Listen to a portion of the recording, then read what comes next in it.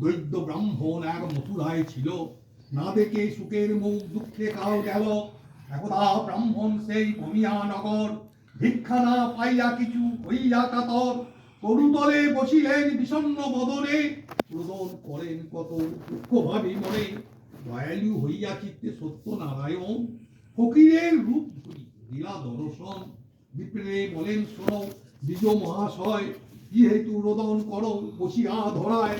বিপ্র কহে কি হইবে বলিলে তোমায়, ফকির কহেন বিপ্র ক্ষতি কি বাতায়। দ্বিজ কহে নিত্য নিত্য ভিক্ষা মেঘে খায়, আজি না মিলিল ভিক্ষা দুঃখ চিন্তিতাই। ফকির কহেন বিপ্র যাও নিজ পুর, আমারে পুজিলে হবে সর্ব কষ্ট দূর। বিপ্র কহে নিত্য পুজি শিলা নারায়ণ, তাহা ভিন্ন না করিব ম্লেচ্ছ আচরণ। কবির বলেন হাসি কোন বিপ্রবর, বেদ বা কোরআনে কিছু নহে মতান্তর। যেই রাম সেই রহিত নাম একই হয়, তিলকে নাই দুই কহিনু নিশ্চয়। কহিতে কহিতে কথা অখিলের নাথ, শঙ্খ চক্র গদা পদ্মে শোভে চারি হাত। দেখিয়া ব্রাহ্মণ তবে দেখিয়া ধরণী, কত স্মতে স্তুতি করে গদ গদ বাণী। দেখিতে দেখিতে পুনঃ হয়েন ফকির, তা দেখি ব্রাহ্মণের হয় চক্ষু স্থির। ব্রাহ্মণ বলেন প্রভু অর্চিব তোমায়, পূজার কুণালি কহ ধরি তব পায়। ফকির বলেন শোনো শোনো বিপ্রবর, যে মতে করিবে পূজা কহি অতঃপর। গধূম চূর্ণাদি সুয়াসে করিবে গুড়া, সুপারি সোয়াগন্ডা পান রম্ভা ছড়া। শর্করা সুয়াসের বা ইক্ষু গুড় দিবে, ক্ষীর কিংবা দুধ সহ ভক্তিতে অর্চিবে। এইসব বস্তুর বিপ্র করি আয়োজন, চারিদিকে বসিবে যত ভক্তগণ। আমার গুণের কথা শুনিবে শ্রবণ, বিধানে বুঝিবে বিপ্র পরম যতন। সত্যবীর কৈশবে মাথে দিবে হাত, নারায়ণ বলিয়া করিবে পণিপাত। প্রসাদ লইবে যতবে এই তো বিধান, এত কই নারায়ণ হন অন্তর্ধান।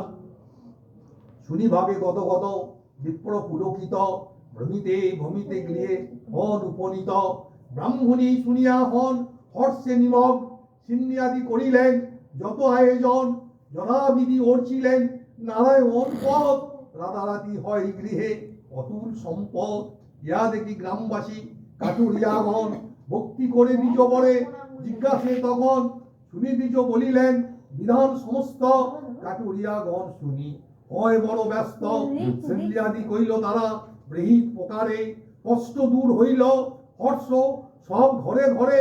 সদানন্দ নামে সাধু ছিল একজন, কাটুরের সুখ দেখি হয়ে হৃষ্ট মন। জিজ্ঞাসী আদি অন্ত সকলই জানিল, জানিয়া সাধুর হৃদে ভক্তি জন্মিল। সাধু কয়ে অপ্রতুল নাই অন্য ধনে, কন্যা নাই কষ্ট তাই চিন্তি মনে মনে। যদি মোর গৃহে এক জনমে তনয়া, পুজে বসি সত্য ফিরে সিদ্ধি অগ্রে দিয়া। এত কহি গেল চলি সাধু অঙ্গী করি, কালে দে জনমে কন্যা পরমা সুন্দরী। চিন্নি দেওয়ার কথা সাধু যে ভুলিল, সুপাত্র দেখিয়া সাধু কন্যা বিবাহ দিল। কতকালে সাজাইয়া সাতখানি তরি, জামাতা লইয়া সাধু যায় তরা করি। দক্ষিণ পাটনে ছিল রাজা কলানিধি, সেই দেশে সদাগরে নামাইল বিধি। নিবেশন বাসিয়া তাকে তরুণী চাপিয়া, বিপত্তি ঘটিল হেরো সিন্নি নাহি দিয়া। রাজার ভান্ডারে যত ধনা দিয়াছিল, নিশি মধ্যে সাধুর নৌকায় পূর্ণ হইল। চর মুখে শুনি রাজা ধরিয়া লইল, জামাতা শ্বশুরে লয়ে কারায় পড়িল। রাজা দেশে কোরাল মশানে লয়ে যায়, পাত্র অনুরোধে তারা দহে প্রাণ পায়। কারাগারে বন্দি তারা থাকে দুইজন, কি কইব দুঃখের কথা না হয় বর্ণন। এখানে সাধুর ভার্যা আর তার সুতা, পতির বিলম্ব দেখি চিত্তে দুঃখ জুতা। সর্বস্ব হইল নষ্ট করিল দুঃখেতে, দাসিত্ব করিয়া রহে পরের গৃহেতে। একদিন সাধু সুতা ব্রাইতে গিয়া, আনন্দিতা বিপ্র ঘরে সিদ্ধি দেখিয়া। বিশেষ জানিয়া তত্ত্ব করিলাম আনন, পিতাপতি উভ গিয়ে আসে এ কামন।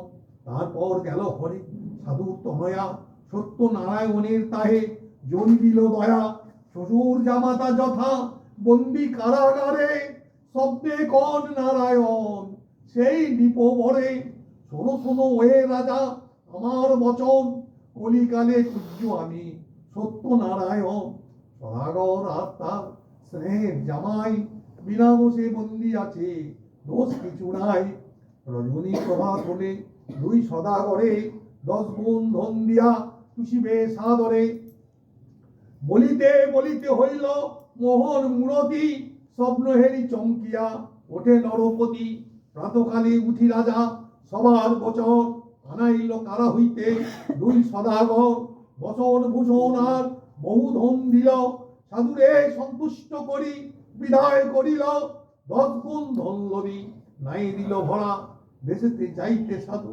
করিলেন তরা পুলকিত সর্বজন হর্ষ কোলাহল নাহি জানে সত্যদেব করিয়া মঙ্গল তবে সত্যদেব মন বুঝিতে সাধু ফকির রূপেতে কন বচন মধুর ঘাটে বসি ভিক্ষা মাগি শোনো সদাগর কিছু ভিক্ষা দিয়া তুমি যাও নিজ ঘর হইবে অবাধ ধন আমি গৃহে গেলে হইবে ঐশ্বর্য তব রইবে কুশলে সাধু বলে তোমা দিলে কিবা ফল হবে ক্ষমতা থাকিলে কেন টানি পড়ে রবে তুষার অঙ্গার মাত্র আছে মোর নাই চাহ যদি দিতে পারি জানিবেই তোমায় শুনি কিছু না বলিল সত্যনারায়ণ বসিয়া রহিলা ঘাটে মুদিয়া নয়ন কিছু দূর গিয়া হেরে শ্বশুর জামাই তুষার অঙ্গার ভিন্ন নাই কিছু নাই স্বাদ নাই যত বস্তু সকলই অগ্নি শ্বশুর জামাই কাঁদে শিরে করে হানি জামাতা কহিল চিন্তি তবে সদাগরে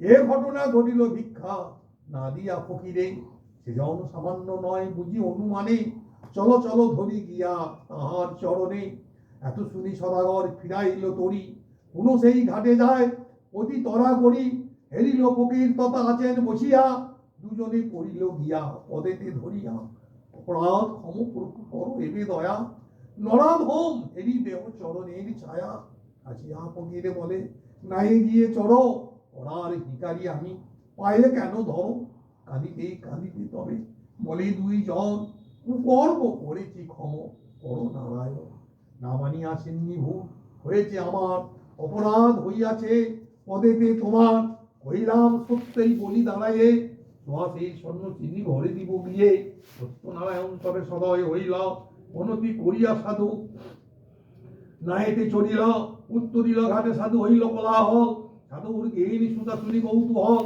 নৌকার দুব্বাদি যত ঘরেতে লইয়া সিন্নি করিল সাধু কুলোকে মজিয়া প্রসাদ রইবে সবে জুড়ি দুই পানি প্রসাদ মাটিতে ফেলে সাধুর নন্দিনী দেখি সত্যদেব তবে কথিত হইল জামাতা সহিত নৌকা সলিলে ডোবাল ইয়া দেখি সাধু করে ঘর উচ্চনাথ হায় হায় অকস্মাৎ হলো কি প্রমাদ শুনি সাধু কন্যা যায় ডুবিয়া মরিতে জননী না পারে দাঁড়ি ধরিয়া রাখিতে হেনকালে দৈববাণী হইল আচম্বিত সিন্নি ফেলিয়া সুতা কইল বিপরীত ইয়া শুনি সাধু সুতা তখনই উঠিয়া মাটি হইতে সিন্নি তবু খাইল চাটিয়া ভাসিল নৌকা সহ সাধুর জামাই যত দ্রব্য আছে সব কিছু নড়ে নাই তোরের যতেক বস্তু ভান্ডারিতে আনি করিলেন শ্বাসের সোনার সৃজনী শব্দে বলিলেন প্রভু শোনো সাধু ভাই আটাই সন্তুষ্ট আমি সর্বক্ষণ ওই স্বপ্ন শুনি সদাগর সদাগর সদানন্দ আটার সিন্নি কইল সাধু সদানন্দ একথা রটিল কমে সবার আলয়